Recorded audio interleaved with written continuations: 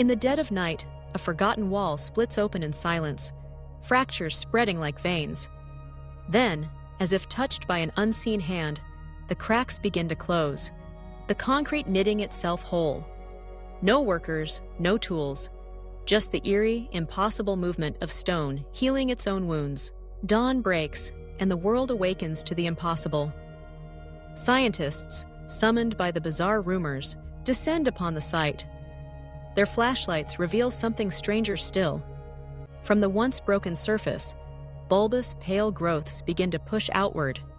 Living concrete, pulsing with a faint internal glow. Murmurs ripple through the team as they reach out, instruments trembling in their hands, to study this phenomenon. What began as a miracle fix is evolving, shifting, growing. The story propels forward. Today, in gleaming laboratories and bustling construction sites, the frontier of bioengineering is being rewritten. Self-healing materials are no longer science fiction. They're poured into our bridges, woven into our buildings, designed to sense and repair damage before disaster strikes.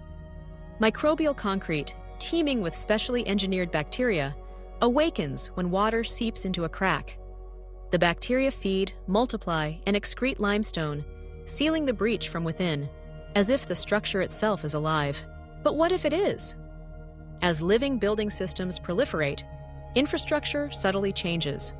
Sensors blink, data flows, and the materials themselves begin to respond to more than just damage, tracking movement, adapting to weather, even communicating with neighboring structures.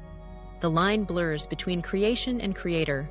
Amid glitching monitors and distorted data feeds, a new question emerges. The concrete no longer simply heals. It grows, learns, perhaps even thinks. Where does control end and consciousness begin? In the city's shadows, something ancient and artificial stirs, rewriting the future of our built world. The concrete healed itself, but now it just might outgrow us all.